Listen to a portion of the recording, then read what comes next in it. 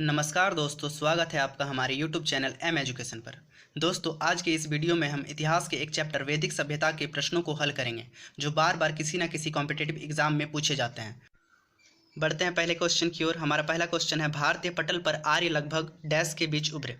इसका आंसर हो जाएगा ऑप्शन नंबर ए, 1500 से लेकर 600 ईसा पूर्व तक भारतीय महाद्वीप में आर्यों का शासन था। आगे बढ़ते हैं दोस्तों। हमारा अगला क्वेश्चन है, आर्य कब भारत आए थे। इसका आंसर हो जाएगा ऑप्शन नंबर डी, 1500 से लेकर 100 ईसा पूर्व तक भारत में आर्यों का आगमन था। आगे बढ़ते हैं दोस्तों। हमारा अगला क्वेश्चन है, आर्य लोग भारत में कहाँ से आए थे। इसका आंसर कीजिए दोस्तों। इसका आंसर हो जाएगा ऑप्शन नंबर सी, मध्य एशिया। आर्य लोग मध्य एशिया से भारत आए थे। आगे बढ़ते हैं दोस्तों। हमारा अगला क्वेश्चन है, आर्य भारत में किस रूप में आए थे। इसका आंसर हो जाएगा ऑप्शन नंबर सी, आक्रमणकारी। आर्य भारत में आक्रमणकारी के रूप में आए थे। आगे बढ़ते हैं दोस्तों। हमारा अगला क्वेश्चन है, निम्नलिखित में से कौन सा वेद सबसे प्राचीन है। इसका आंसर कीजिए दोस्तों। इसका आंसर हो जाएगा ऑप्शन नंबर डी, ऋग्वेद। इनमें से सबसे प्राचीन वेद ऋग्वेद है। हमारा अगला क्वेश्चन है, ऋग्वेदिक आर्य किस भाषा का प्रयोग करते थे। इसका आंसर कीजिए। इसका आंसर हो जाएगा ऑप्शन नंबर ए, संस्कृत। ऋग्वेदिक आर्य सांस्कृतिक भाषा का प्रयोग करते थे। आगे बढ़ते हैं दोस्तों। हमारा अगला क्वेश्चन है, ऋग्वेद में सबसे पवित्र नदी का जिक्र था। ऋग्वेद में सबसे पवित्र नदी किसे माना जाता है। इसका आंसर कीजिए। इसका आंसर हो जाएगा ऑप्शन नंबर ए, सरस्वती। सरस्वती नदी को ऋग्वेद में सबसे पवित्र बताया गया है। आगे बढ़ते हैं दोस्तों।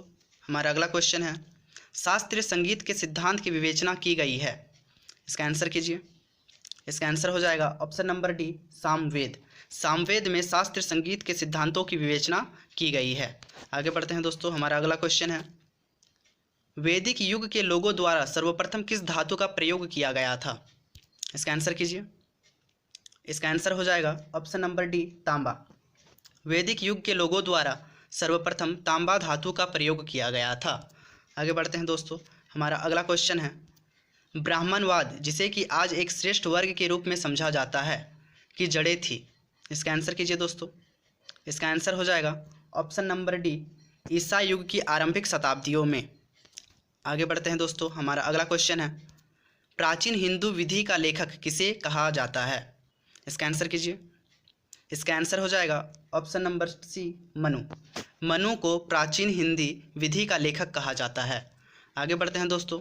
हमारा अगला क्वेश्चन है, हिंदू विधि एक पुस्तक मिथ्याक्षरा किसने लिखी। इसका आंसर कीजिए। इसका आंसर हो जाएगा ऑप्शन नंबर सी, विज्ञानेश्वर। मिथ्याक्षरा पुस्तक विज्ञानेश्वर ने लिखी है। आगे बढ़ते हैं दोस्तों। हमारा अगला क्वेश्चन है, वैदिक युग में निम्नलिखित में से कौन सा ऑप्शन सही है। इसका आंसर कीजिए दोस्तों। इसका आंसर हो जाएगा ऑप्शन नंबर सी, विधवा पुनर्विवाह कर सकती थी। वैदिक युग में विधवा पुनर्विवाह कर सकती थी। आगे बढ़ते हैं दोस्तों। हमारा अगला क्वेश्चन है, स्कंद पुराण में गढ़वाल को किस नाम से जाना जाता है। इसका आंसर कीजिए दोस्तों। इसका आंसर हो जाएगा ऑप्शन नंबर ए, केदारखंड। स्कंद पुराण में गढ़वाल को केदारखंड के नाम से जाना जाता है। आगे बढ़ते हैं दोस्तों। हमारा अगला क्वेश्चन है, शब्द निष्क का अर्थ वैदिक काल में आभूषण था जिसका अर्थ बाद में प्रयोग हुआ निम्न रूप में। इसका आंसर कीजिए। इसका आंसर हो जाएगा ऑप्शन नंबर डी, सिक्का। निष्क शब्द का अर्थ वैदिक काल में आभूषण था जिसका अर्थ बाद में सिक्कों के रूप में होने लगा। आगे बढ़ते हैं दोस्तों। हमारा अगला क्वेश्चन है, ऋग्वेद में वर्णित देवताओं में सबसे प्रमुख देवता कौन थे। इसका आंसर कीजिए दोस्तों। इसका आंसर हो जाएगा option number A, Indra. Rigveda में वर्णित देवताओं में सबसे प्रमुख देवता इंद्र थे। आगे बढ़ते हैं दोस्तों। हमारा अगला क्वेश्चन है, वैदिक देवता इंद्र ईश्वर थे। इसका आंसर कीजिए दोस्तों। इसका आंसर हो जाएगा ऑप्शन नंबर सी, वर्षा एवं वज्र के। वैदिक देवता इंद्र वर्षा एवं वज्र के देवता थे। आगे बढ़ते हैं दोस्तों। हमारा अगला क्वेश्चन है, ऋग्वेद का प्रमुख देवत्व कौन है। इसका आंसर कीजिए।